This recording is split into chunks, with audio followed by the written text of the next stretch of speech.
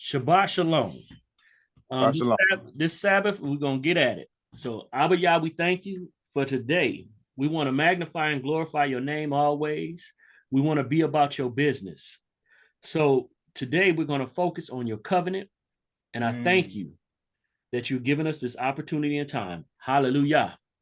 Hallelujah. All right. I'm gonna start this off right here. I'm gonna go right over here. I just wrote up a whole bunch of scriptures on covenant yesterday, and it's in my other Bible. Okay. Oh, man. I'm gonna go over here to Hebrews 8:8. It'll come back. That was one of them. People's favorite text to talk about. But we're gonna slow down and read it. For in rebuking them. Hold on. Where you at now? Hebrews what? Hebrews 8:8. Hebrews 8:8. All right. Gotcha. For in rebuking them. So I'm starting in the middle. Who is them? Israel. Yes. He said, behold, the days will come, saith, okay, this is them. I got to come up out of this. Hold on. No, I'm going to read this. This is the Geneva Bible. I'm going to read it, but I'm not going to say this right here. I'm going to say Yahuwah instead of the Lord. Okay. Okay. When I shall make with the house of Israel and with the house of Judah, Yahudah, a new testament.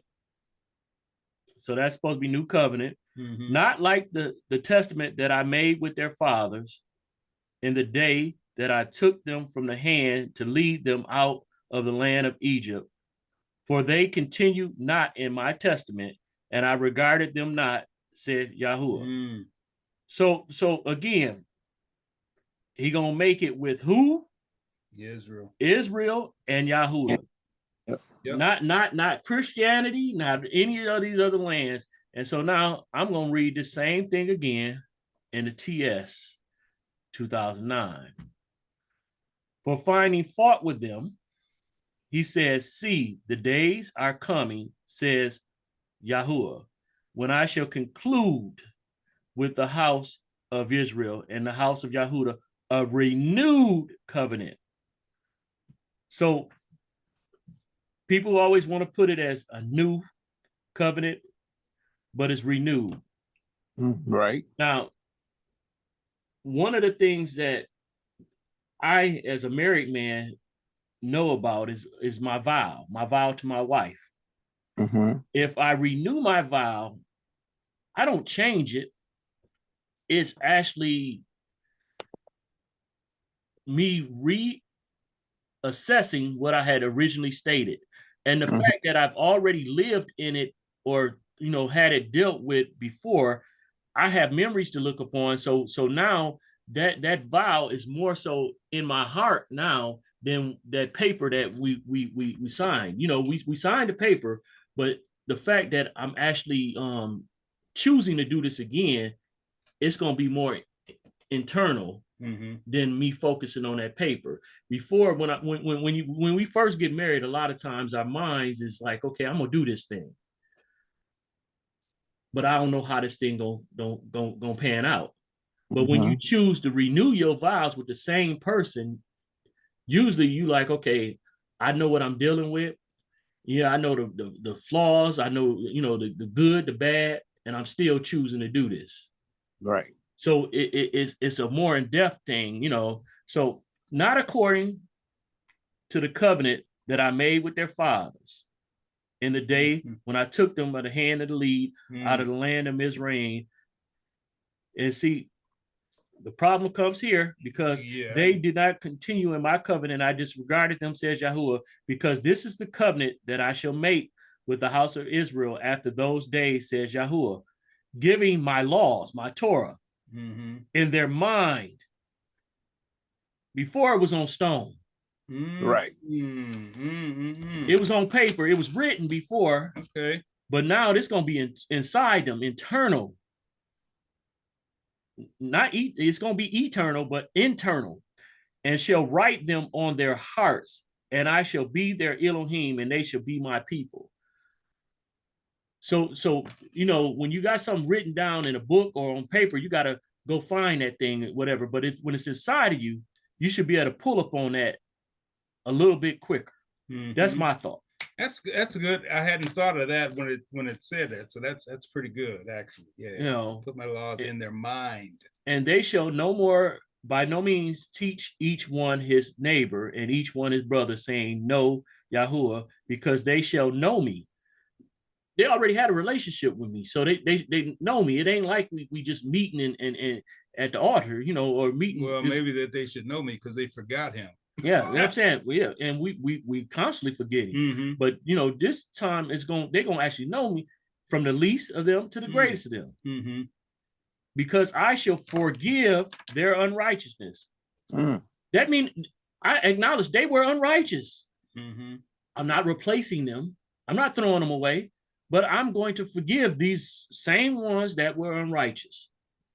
The same ones, not some new ones, the same ones, and their sins and their lawlessness I shall no longer remember.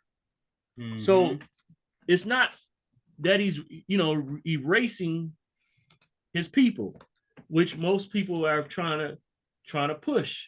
Yeah, you know, there's a lot in this what you just read. I mean, a whole lot. Yeah, but let's go to some places, you know, because the problem comes in from my thought is that most people are pushing a narrative of replacing and not putting the burden on Yah.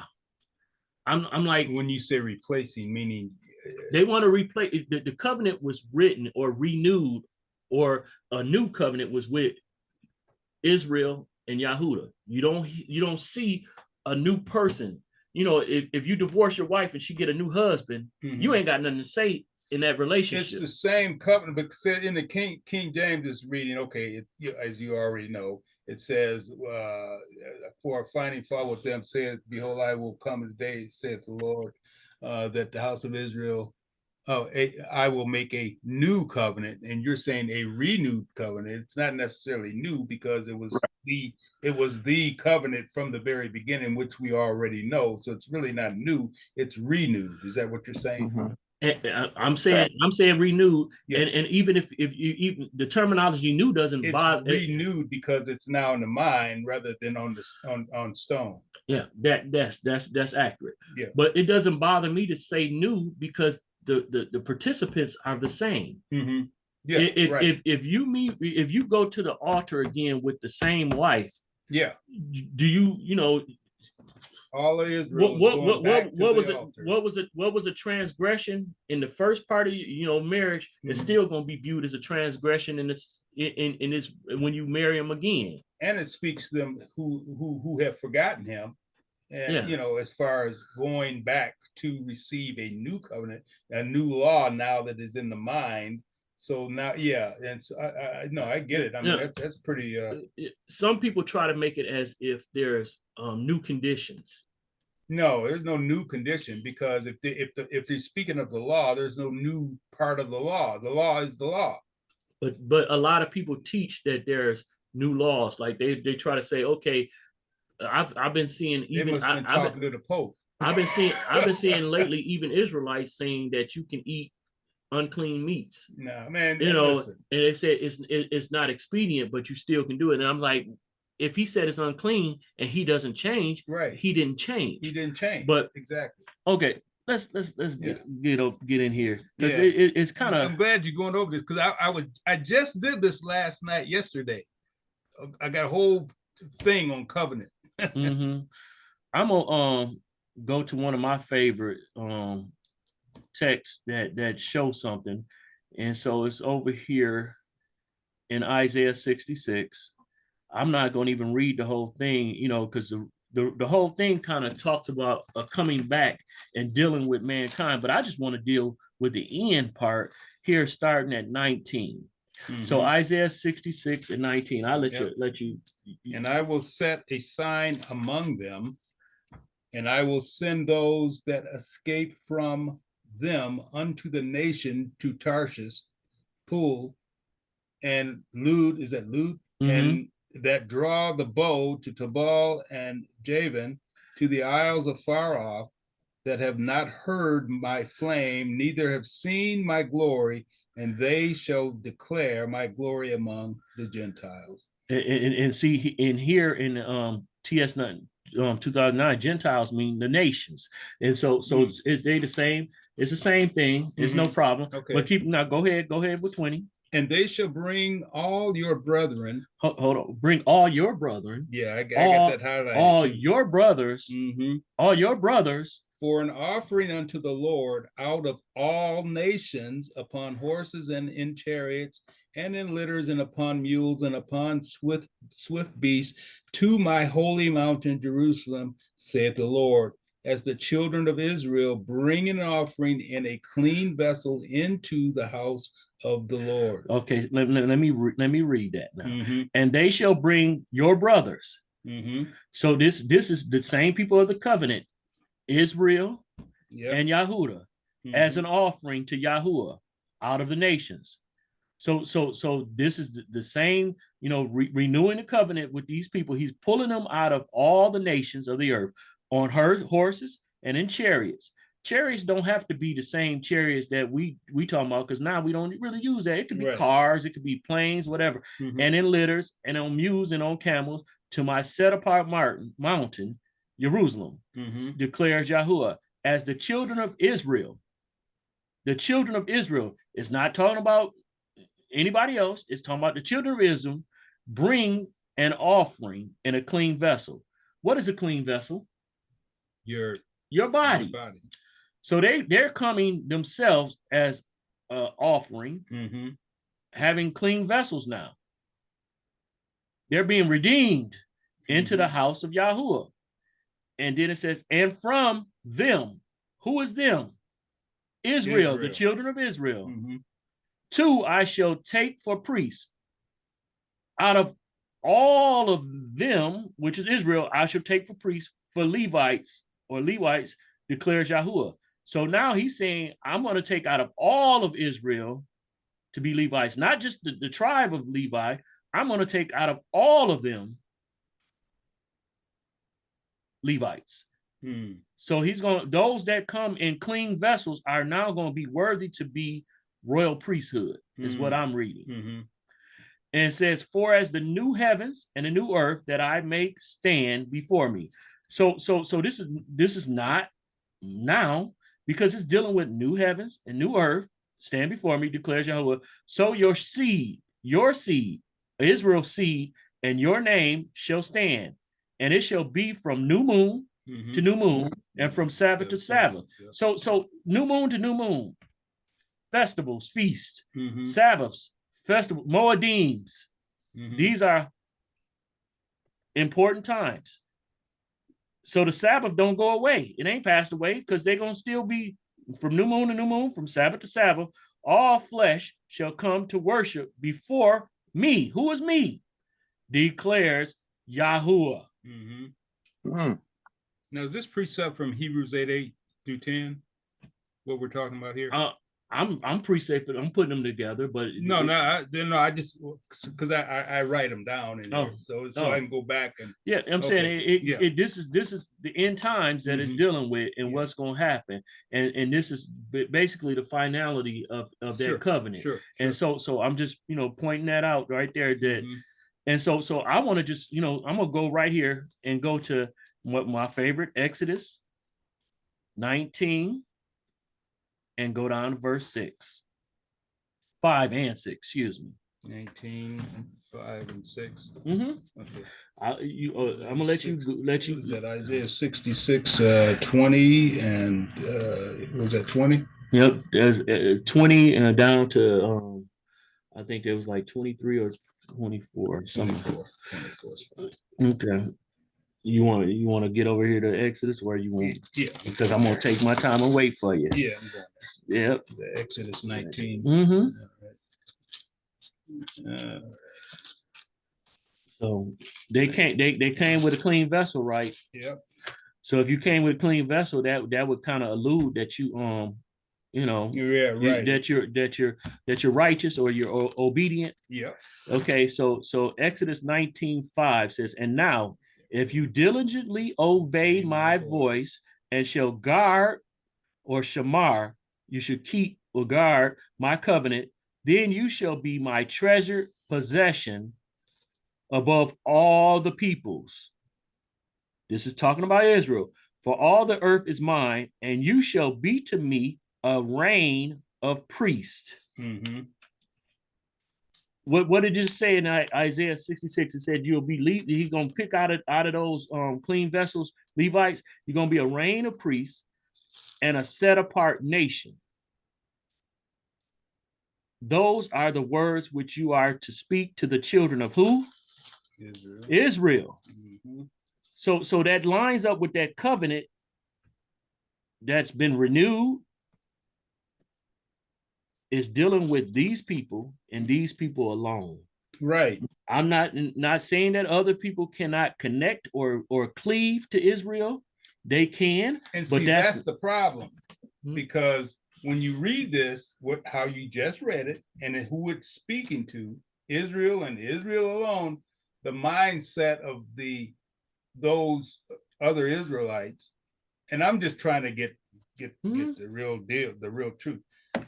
The other Israelites, because it says speaks only to Israel, is saying it's only Israel. It's not you and you and you. It's those who are. But see, there's so many different examples, like we talked about earlier when we talked about Exodus. We talked about Leviticus 19 and 33. Yeah. When it said those that basically sojourn among you. Mm-hmm. So it's saying that people are going to sojourn, you're going to treat them just as if they were you, if they sojourn among you. Right. So that means they have to make a willful choice to come among you, to cleave. And I get that. And so they get the benefits if they willfully do that. If they cling to Israel, then they receive the benefits from clinging to Israel. Because I'm gonna I might not even go here, but let's look at the situation where the woman came for her daughter to look to Yahusha for healing. Mm-hmm. Yeah. Yahusha wouldn't even answer her. Yeah, right. And she kept on talking to him, and then his disciples was like I think it's Matthew 15, 24. 15, 20, 22 to 24 up in there. Mm-hmm. And so the woman kept bugging him, and then his disciple send her away. And then he finally said, the children's bread is not for the dogs. Right. So the woman said, well, even the dogs get the crumbs off the master's table. Right. And so he there's no faith like this I've seen, even in this land. So he's like, basically what you asked, you receive. Yeah. Because of her faith. Mm-hmm. And so though he said, I only came for the lost sheep of Israel. But he blessed her. But her persistence. Right. She tapped into that. Mm-hmm. So other nations can tap into what's supposed to be ours, because if you look at it, that's a very good example. If we're established as the royal priest, who are we priest over? Right. Well, you got if you're going to be priest, that's going to be anybody who is willing to receive. Come on. So you got to be he not establishing us to be priests to preach to ourselves. Mm-hmm. Right. And he don't need no ministry from us like that. Those who are lost and in need. So he's establishing us to be his example in the earth, so we can have dominion over those of the earth. Mm-hmm. Mm-hmm. So he's not like he wants to cancel out all of those of the earth. He's like, no, I want you to have dominion over, but those people that's under dominion have to set under that dominion. Sure. If you're not going to set under the authority, anybody who challenges Yah's authority gets what? Oh yeah. Yeah. So that even goes for us. Yeah, right. So he's saying, I'm establishing my authority and I'm using these men to do it, but these men also will be examples to these other men. Sure. So yes, it will be just because you're Israelite and chosen by God, you still have to be in direct obedience to God. At least you find yourself as any other heathen. One of the things that I see from it is this. Mm-hmm. Yah is showing himself as a father, but he's also showing himself as a husband. Okay. And he's showing that he chose us as a wife. So the same way, if we're in his image, we gotta go find us a wife. Mm-hmm. So these other nations are our wives. Mm-hmm. And if they're not gonna be a submissive wife, we can't have that. Yeah. We have to have a wife that wants to come and cleave to us, Yeah. and separate itself from its own nation. So that means it has to leave its parents, Yeah. and come and cleave to us. You about to get something started now. So, leave the parents and cleave. Yeah. They have to be willing to come into the fold and Sure. obey what's going on here, not challenge what's going on here. When we come to Yah, we can't challenge what He doing. Right. So we gonna be Him in the earth. So those that come to us can't challenge what's going on. You got to submit to it. He's showing us an example, and spiritually He's doing it with us. We are supposed to do it naturally in the earth. We're His example. We're His natural representation. Sure. See, one thing that people get in their mind is to focus only on Yahusha, not realizing Yahusha name means something. It means Yahuwah is salvation. So salvation for the earth is shown through His Son. Who is His Son? Exodus 4:22 says Israel is His Son. Yes, Yahusha is doing it, but the whole of Israel is supposed to do it. Sure. He's the high priest, but what are the priests supposed to be doing? What the high priest does. Yeah. He's our example. So we're supposed to be doing that same thing. So just like He ministers to us, we're supposed to minister to them. And that makes perfect sense. Here's my thing. When you're listening to, you have to be mindful of everything you hear and listen to from other folks. You see what I'm saying? With as it relates to like Truth Unedited, Mike Malice, and all these other Israelite groups. So and if it's not quite setting well in your spirit, it's like, wait a minute. Now I hear them, and I get it, but it ain't gelling. But what you're talking about right now makes perfect sense. All right. I'm not trying to go after, all of the, but it makes perfect sense. And if you were to have a dialogue with them, you probably would get the same from them, but they're having a message that you're not able to have a reasoning with them. Yeah. And this is one of the problems that I believe happens with ministering. You don't get to reason and get to have a fellowship with that person so you can see where their mind is at. Right. And not because a lot of times we take just what a person says as face value and think that's it, and not see that there's more context to be added to it, because we don't get to ask the questions of this person. Because a lot of times when stuff goes on like what they're saying is true, but it's not the fulfillment or the fullness of the truth, because you can't challenge it. So what's this person's heart? Because if their heart is to have slaves and concubines and be able to rape, that ain't right. Ain't right. Exactly. But if they're saying it's about Israel, it is. And then if you can ask them questions and they add on to it, you're like, oh, okay, I got you. Right. Because one of the things that, Pastor Stokes always talk about it. You don't throw the baby out with the bathwater, or eat the meat and spit out the bone. A lot of folks are not using their discernment to say, okay, this part good. Right. This part. Yeah. You can't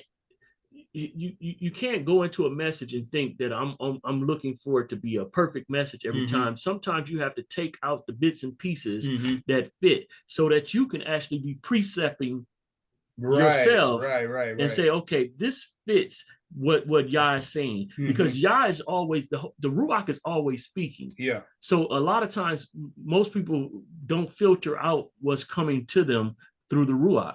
They go on autopilot and say, well, he said this, he said that. And it's like, well, he's not the authority. He's representative of the authority, but he's not the authority. So you need to be mindful. Is he following Yah at this time, or is this his own personal agenda? Well, I mean, and when it's hard when you have been, I've been victimized. Come on now. So, and then when I hear, I blew my nose. No, you're all right.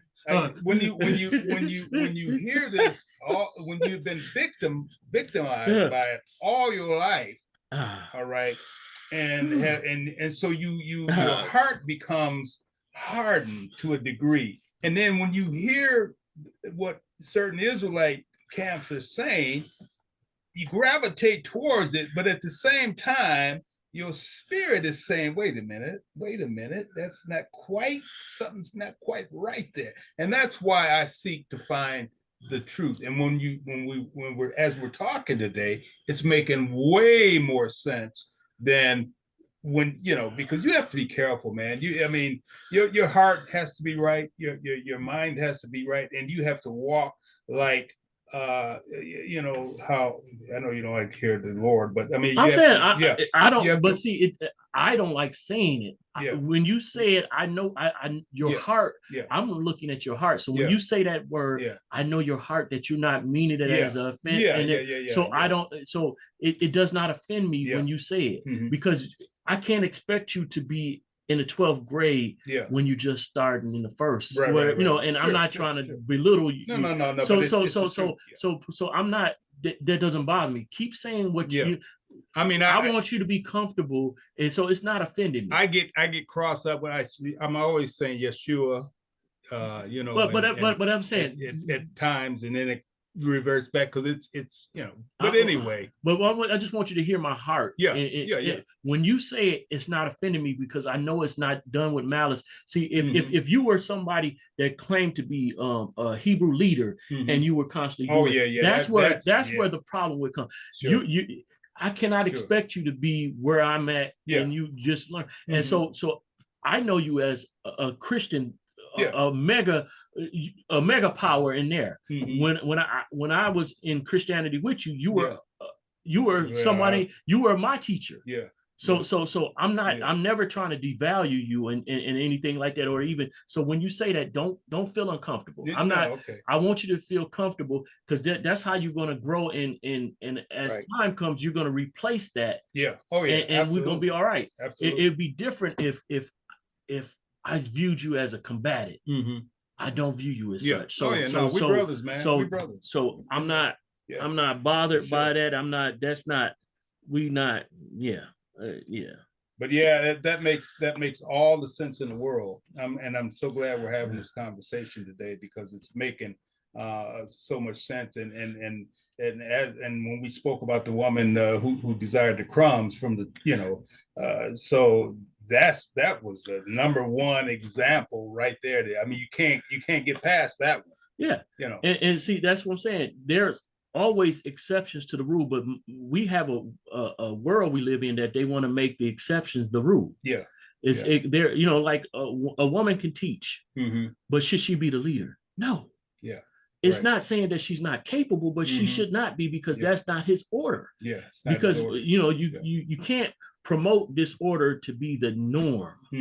If it happens every once in a while, so be it. But you said one. Pass along, son. There he is. Okay. So you got anything you want to add, Creig? Do we have any precepts about other nations cleaving to Yasharel? Yeah, we do. Let's go find them. Let's go find them. See, I mean, all right. Yeah, what is that? All right. Okay. All right.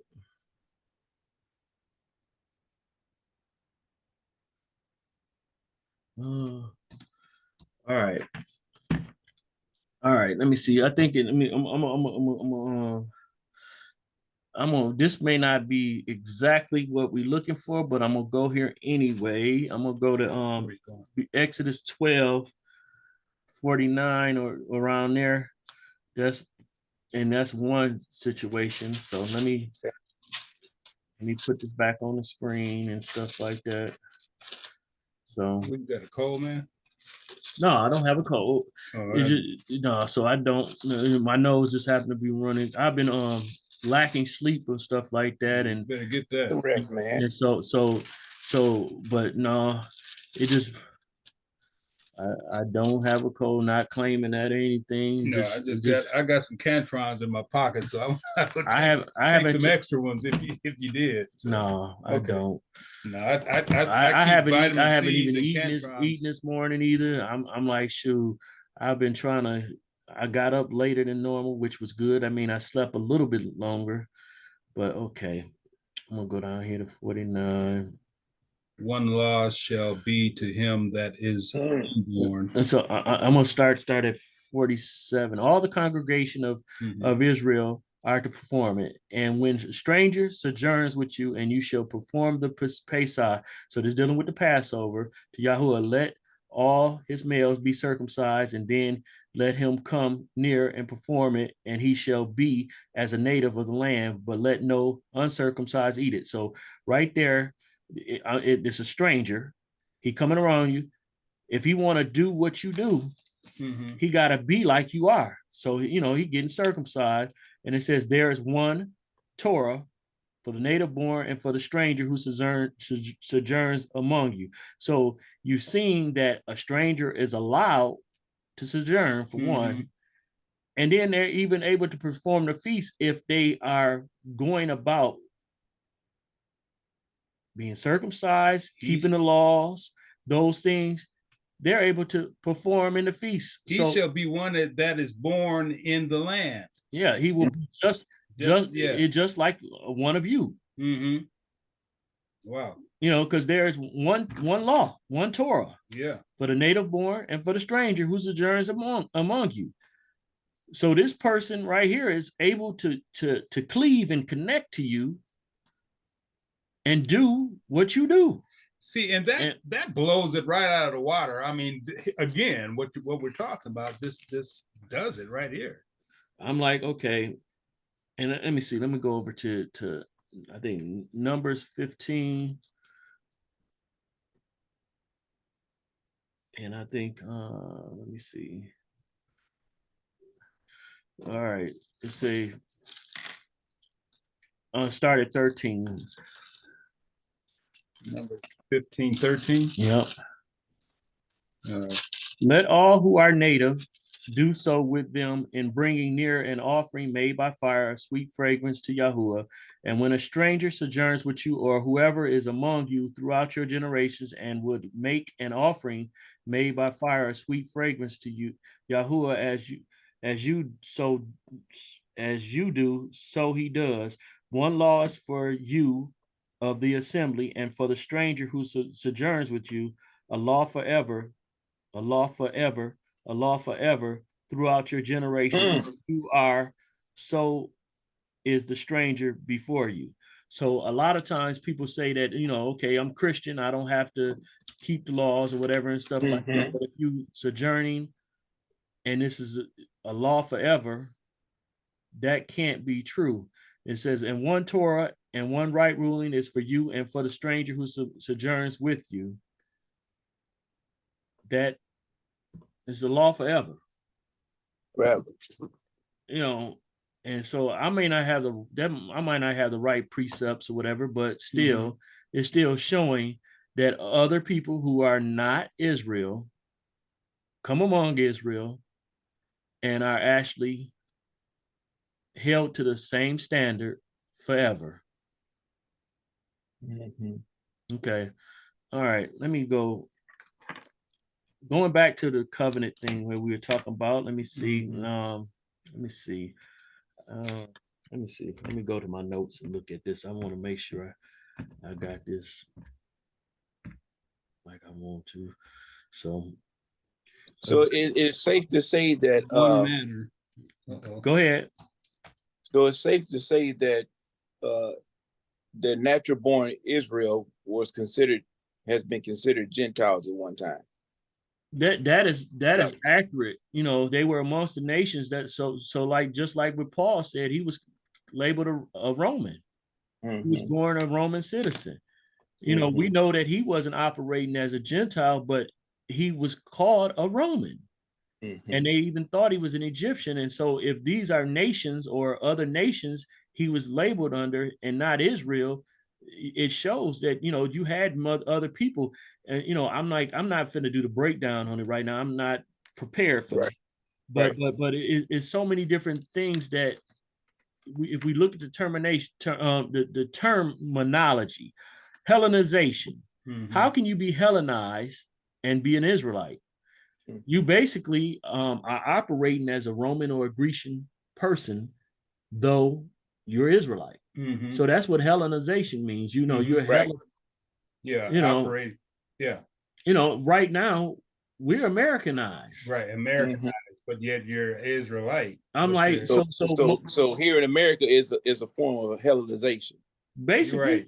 you know, because Mhm. this You're is not operating like African a American. Mhm. This is ran like a Roman territory. Yeah. But you look at it. The land says that man can lay with man. Mm-hmm. That goes against Yah's laws. Absolutely. So which Mhm. one do you go with? Mm-hmm. You know, many of people will say the law of the land reigns supreme. Mm-hmm. But with Yah, So, No. go ahead, Creig. so for the sake of clarification, can we look up the word Hellenization so on this recording so if somebody happen to see it years down the road, Yeah, they can get the definition of Hellenization or being Hellenized. You know, that's for the sake of clarification. Okay.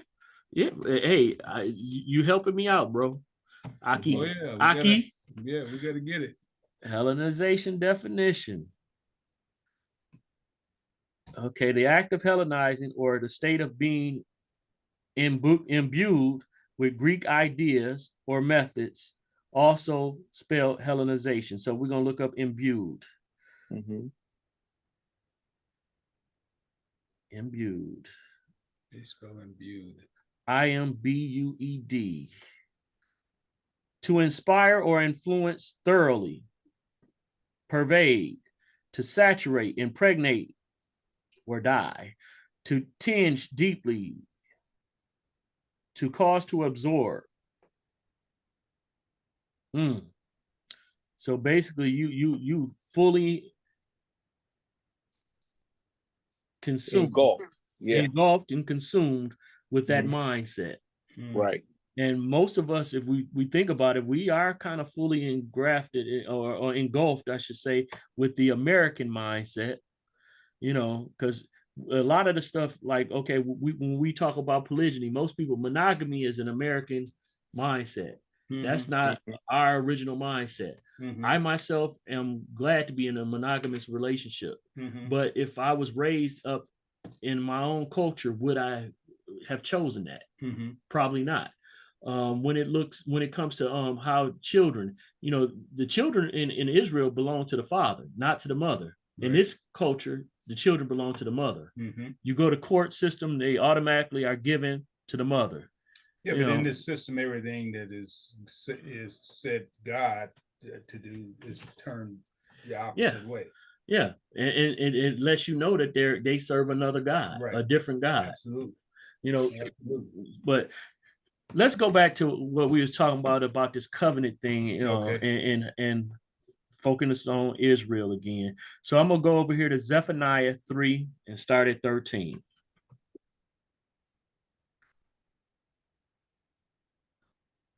Zephaniah 3.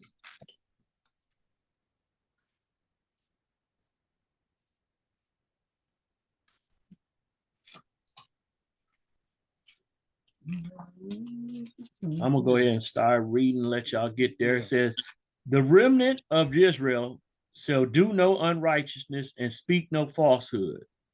Is that happening right now? Of course it is. Right now, the remnant of Israel, the bulk of Israel is doing unrighteousness and doing falsehood. So doing it no more is not happening yet. Right now, so we're not dealing with the remnant. All of Israel now is not the remnant. So some of us will not be included in the remnant. So when the remnant comes about, well, the Seventh-day Adventist Church say they the remnant.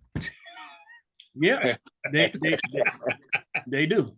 They say they the remnant. They the only ones going. You know, the Jehovah's Witnesses say that similar thing, and Christians. But it says here the remnant of Israel. There you go. Yeah, that's what it says here. Shall do no unrighteousness and speak no falsehood, nor is a tongue of deceit found in their mouth. For they shall feed their flocks and lie down with none to frighten them. Shout for joy, O daughter of Zion. Shout, O Israel. Be glad and rejoice with all your heart, O daughter of Jerusalem. Yahuwah has turned aside your judgments. that is coming. He has faced your enemy, that is coming. The sovereign of Israel, Yahuwah, is in your midst. No longer need you fear evil, that is coming. In that day it shall be said to Jerusalem, do not fear Zion, do not let your hands be weak. Yahuwah your Elohim is in your midst, is mighty to save. He rejoices over you with joy. He is silent in his love. He rejoices over you with singing. I shall gather those who grieve about the appointed time. We have not met the appointed time now. There are many grieving it, waiting for it to come, who are among you, to whom it is reproach is a burden. See, I am dealing with all those afflicting you at that time. So he's dealing with them. We wonder what's going on with all of these government powers, all this other stuff, but he is dealing with those afflicting at that time. And I shall save the lame and gather those who were cast out, and I shall give them for a praise and for a name in all the earth where they were put to shame. And at that time, I shall bring you in. Even at that time, I gather you. Who is he talking about? Israel. Yeah. For I shall give you for a name and for a praise among all the people of the earth when I turn back your captivity before your eyes, says Yahuwah. This has not happened yet. Okay. Right. I want to go over here. We'll close that out. Go over here to First Chronicles. First Chronicles 16 and starting at 13. So go back to 13. And says, O seed of Israel, his servant, O children of Jacob, his chosen ones. He is Yahuwah, our Elohim. His right rulings are in all the earth. Remember his covenant forever, the word he commanded for 1,000 generations. Remember his covenant, how long? Forever. So we talked about, the renewing of it, but it is the covenant, same covenant, and remembering it forever. So if it was a whole different one, why would you be remembering this one forever? The word he commanded for 1,000 generations, which he made with Abraham and his oath to Yishak, and he established it to Jacob for a law, to Israel as an everlasting covenant, If it was a new one, completely new, different, how is it everlasting? If you're ending this one and starting another one, this one would not be everlasting. It would stop, and you would do another one. And so you're renewing the same one, saying to you, I give the land of Canaan, the portion of your inheritance, when you were but few in number, few indeed, and sojourners in it. So see, we were once sojourners. And they went up and down from one nation to another, and from one reign to another people. So we had a lot of folks dealing with us, a lot of nations dealing with us. He allowed no one to oppress them, and he reproved sovereigns for their sake, saying, now we know that we did deal with some oppression, but what is meaning is they weren't able to end us. Do not touch my anointed ones, and do my prophets no evil. Who are the anointed ones? Yeah, Israel. Israel. Yeah, and we know that stuff happened to his prophets over and over. Sing to Yahuwah all the earth, proclaim his deliverance from day to day, declare his esteem among the nations, his wonders among all peoples. For great is Yahuwah and greatly to be praised, and he is to be feared above all mighty ones. This is letting you know that there are other gods or other mighty ones, or other nations proclaim other mighty ones. For all the mighty ones of the peoples are matters of naught. So they don't mean nothing. They don't mean nothing. But Yahuwah made the heavens. Mm-hmm. Excellency and splendor before him, strength and gladness are in his place. Ascribe to Yahuwah, O clans of the peoples. Ascribe to Yahuwah esteem and strength. Ascribe to Yahuwah the esteem of his name. Bring an offering and come before him. Bow yourself to Yahuwah in the splendor of set apartness. Be holy. That's basically, be holy. Tremble before him, all the earth. The world also is firmly established, immovable. Now that's with me. I'm a flat earther, so I believe that. But let me stop. I am too. Let the heavens rejoice, and let the earth be glad, and let them say among the nations, Yahuwah shall reign. Let the sea roar, and all that fills it. Let the field rejoice, and all that is in it. Let the trees of the forest then sing before Yahuwah, for he shall come to judge the earth. Give thanks to Yahuwah, for he is good, for he is loving for his loving commitment is everlasting. And say, save us.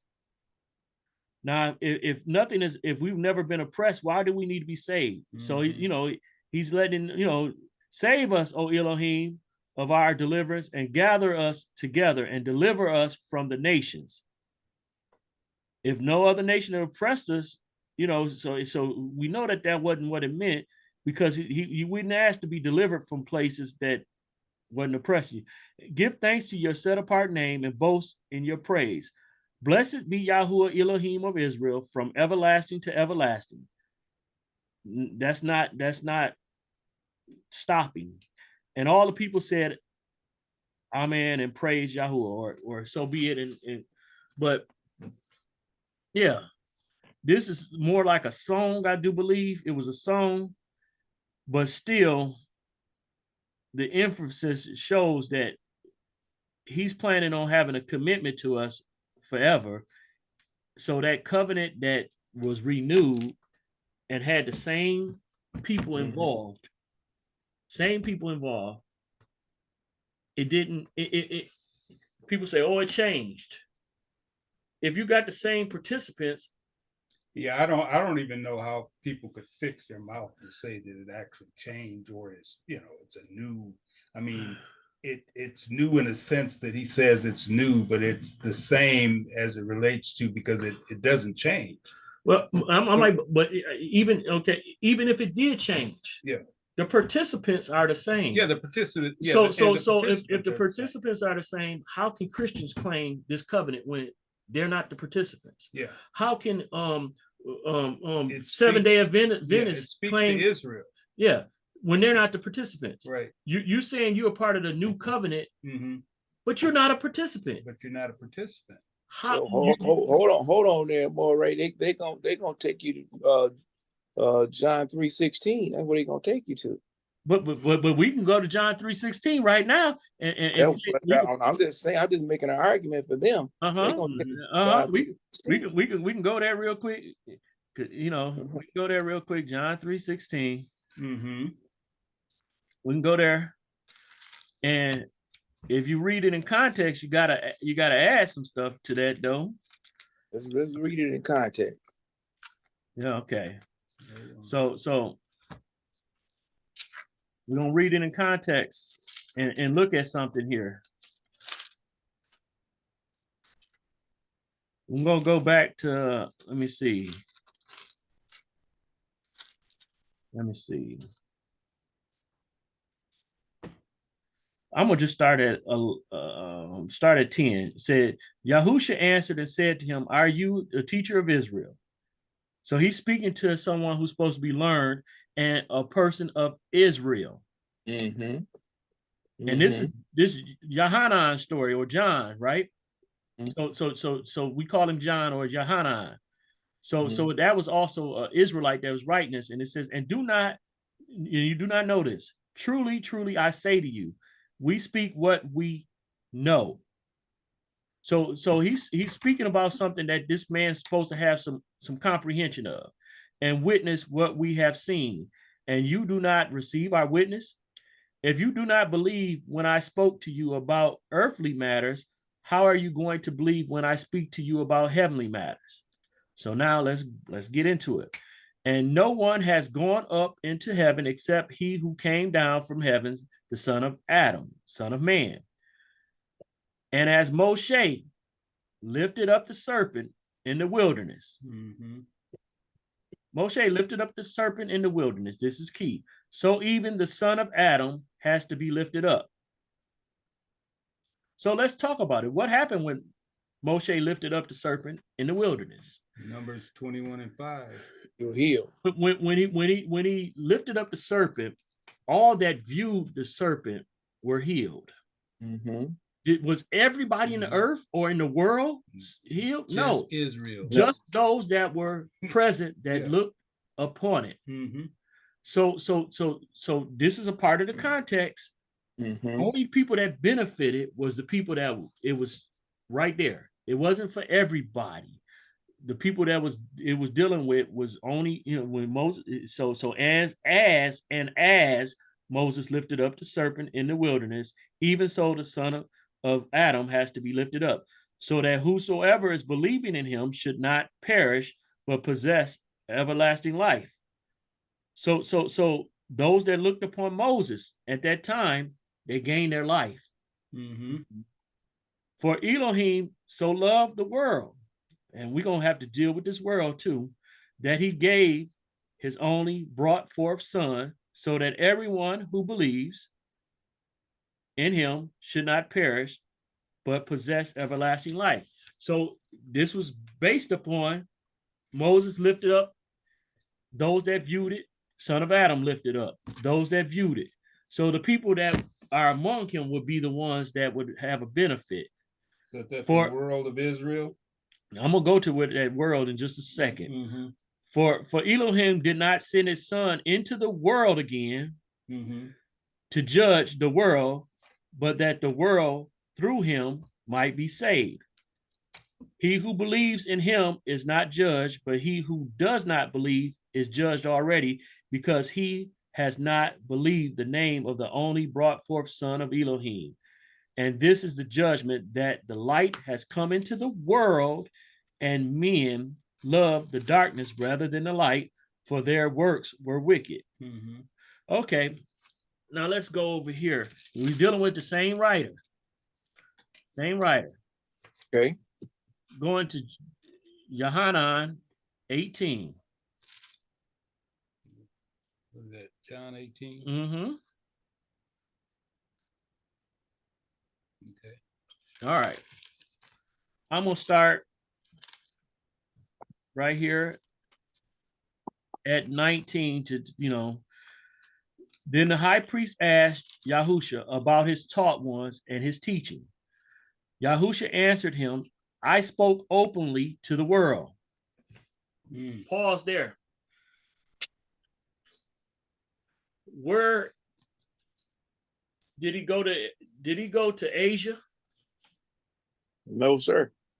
Did he go to North America? Did he go to Antarctica? Did he go to Australia? No, sir. He spoke openly to the world, though. That's what he said. We're going to let his own words tell us what he meant by the world. Okay. I always taught in the congregation. So that's the world. It taught and in the set apart place where the Yahudim always meet. And I spoke the word in secret. Wait a minute. Say that again. Where who met? The Yahudim. Oh. Okay. So if this man is sending his disciples out for the lost sheep of Israel, so it's where the Jews always resorted. Is that what you just said? Yeah, the Yahudim is Judah, or the Judeans, and so it's Jews. Okay. But if you sending if he spoke to the whole world,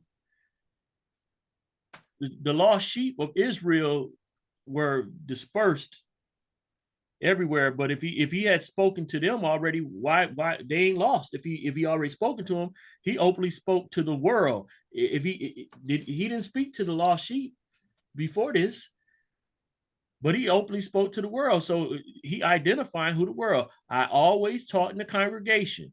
So he spoke to the congregation. In the synagogue, right? Yep, in the synagogue. Okay. And in the set apart place. I openly spoke to the world. So that congregation in the set apart place where the Yahudim always meet. Mm-hmm. That's what he's talking about Wow. when he spoke openly to the world. All right. So the That's world good. identifies them. And then we're going to even go over here to Isaiah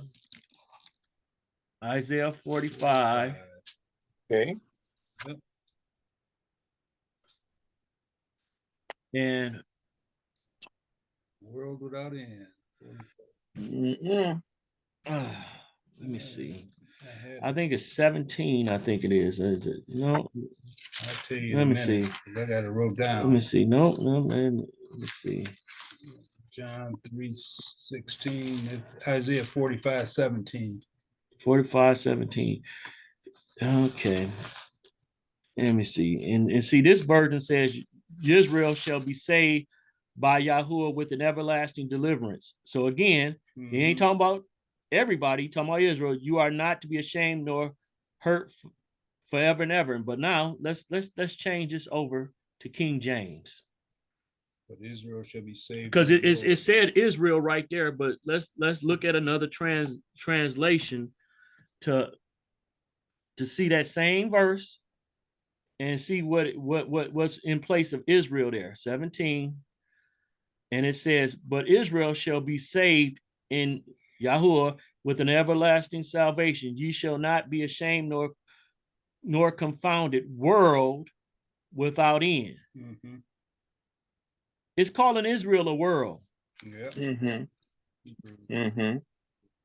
I get it. Let me go to the Geneva Bible and see what it say there. Geneva 45:17. But Israel shall be saved in Yahuwah with an everlasting salutation. Ye shall not be ashamed nor confounded, world without end.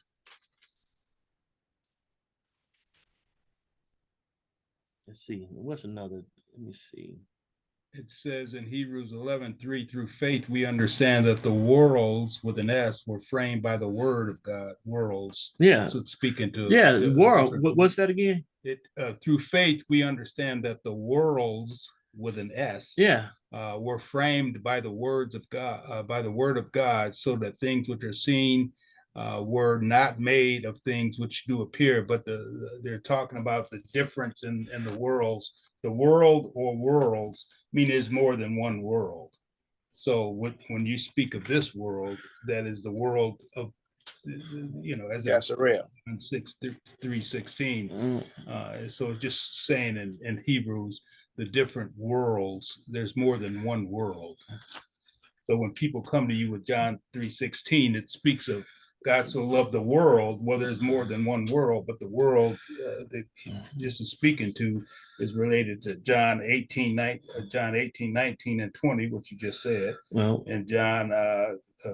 Well, I agree. Mm-hmm. I'm gonna use here go the good news. But Israel is to be saved by Yahuwah, and victory lasts forever. Her people will never be disgraced. But now I'm gonna go back over to Matthew just one more time, and we were in John, and I'm gonna go to that 15 since we were talking about it earlier, and we're gonna see that. Let me see. 15 what? I think it's 22. 22. Let me see. Is it 23? 23. So we using his words for him. So let me see. Is it 20? I got to change it back to my version because I don't like these other ones too much. I'm just spoiled. But okay, 22. Yeah, it's time for you to get on. And say. All right, I think it's, let me see, there it goes. Let me see. Is it 20?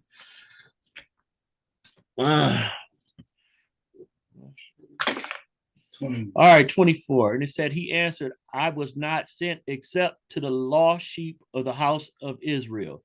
So if he's sent to only to or except to, let me see what the King James say only, but I know we dealing with English, so that makes a difference.